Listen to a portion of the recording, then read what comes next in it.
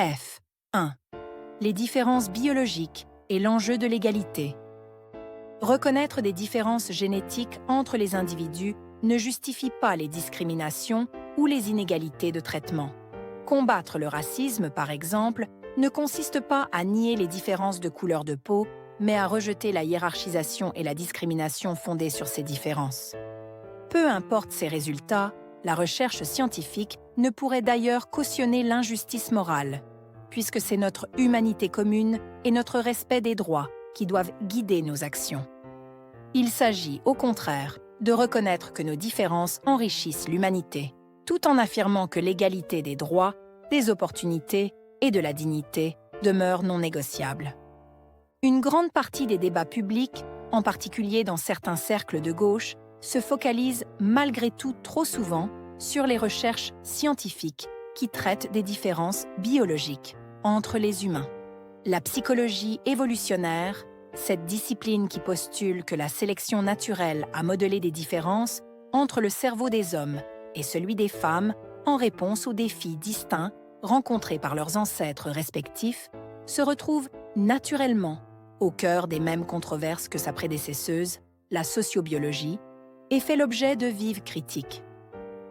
Il est pourtant dénué de sens de nier ce qui constitue des faits observables, car nier les différences entre les hommes et les femmes ne fait pas disparaître ces différences. C'est pourtant ce que font continuellement les discours progressistes, non sans une pointe d'hypocrisie. Cela finit par créer un sentiment de dissonance chez ceux qui observent ces différences dans la réalité quotidienne, alimentant un effet repoussoir susceptible d'être récupéré par des discours simplistes ou extrêmes. C'est ainsi qu'aux États-Unis et en Europe, on observe une polarisation croissante entre, d'un côté, des mouvements progressistes qui insistent sur une uniformité biologique absolue entre les hommes et les femmes, et, de l'autre, des mouvements réactionnaires qui exploitent les frustrations liées à ces discours pour promouvoir des idées essentialistes et hiérarchisantes. Autrement dit, en niant des différences pourtant évidentes, les mouvements progressistes finissent par perdre en crédibilité et ouvrent même la voie à des récupérations politiques dangereuses. Ignorer les différences, au lieu de les comprendre et de les intégrer dans un discours inclusif, ne fait que renforcer les clivages et alimenter les discours les plus polarisants. F2. Ce qui est biologique n'est pas pour autant immuable. Puisque j'ai perçu peut-être poindre une certaine irritation face aux affirmations précédentes, permettez-moi de les nuancer immédiatement en déconstruisant une idée reçue encore trop répandue. Le fait qu'un trait ait des bases biologiques ne signifie en aucun cas qu'il soit gravé dans le marbre. Prenons un exemple concret. Si la couleur de la peau est indubitablement influencée par la génétique, son importance sociale dépend avant tout des normes et des contextes culturels. Ainsi, une peau pâle, autrefois valorisée dans de nombreuses sociétés, ne bénéficie plus nécessairement aujourd'hui de la même connotation positive. Ce phénomène illustre comment biologie et environnement s'entrelacent de façon inséparable, chaque dimension modifiant la manière dont l'autre se manifeste. Cela permet d'introduire l'idée qu'il est possible de comprendre les facteurs qui ont conduit à l'apparition de certains comportements, comme le racisme ou le sexisme, sans pour autant les valider ou les perpétuer. Au contraire, cette compréhension peut nous aider à développer des stratégies pour combattre ces comportements et, si possible, les éliminer. Promouvoir l'égalité et la justice pour tous n'est donc pas incompatible avec l'idée que nos comportements sont influencés par des facteurs biologiques.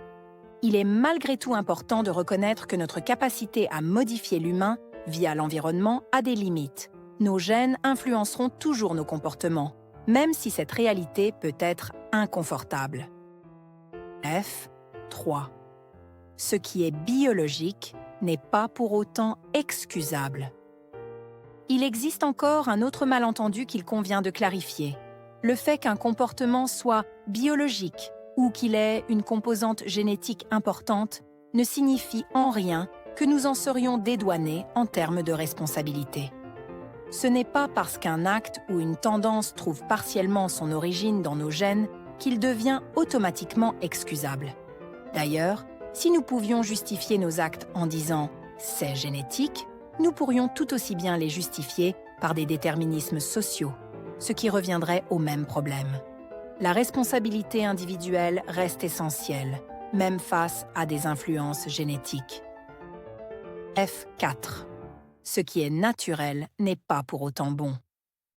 Le paralogisme naturaliste, ou biais d'appel à la nature, est également très problématique dans beaucoup de discours, tous bords politiques confondus. N'en déplaise aux partisans du tout naturel, ce qui se produit dans la nature n'est pas nécessairement ce qui est moralement acceptable ou souhaitable dans une société humaine. Par exemple, dire qu'il est normal qu'il pleuve souvent ne signifie pas que c'est souhaitable. Parler de violence naturelle ne signifie pas non plus que nous devions l'accepter. L'histoire nous donne malheureusement des exemples glaçants des dérives qu'un tel sophisme peut entraîner.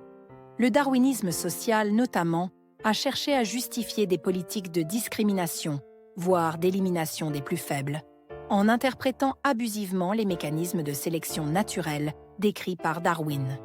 Il s'agissait pour ses promoteurs de transposer dans la sphère sociale des principes biologiques censés régir l'évolution dans le règne animal, comme la survie des plus aptes, pour légitimer les inégalités et les oppressions. Une telle instrumentalisation des faits naturels mène à des justifications profondément idéologiques qui, sous couvert de science, dissimulent des systèmes de domination immoraux. Cette confusion entre la sphère descriptive, les lois biologiques observées dans la nature, et la sphère normative, les principes éthiques et politiques qui devraient ordonner nos sociétés, illustre à quel point il est crucial de distinguer ces deux niveaux de réflexion.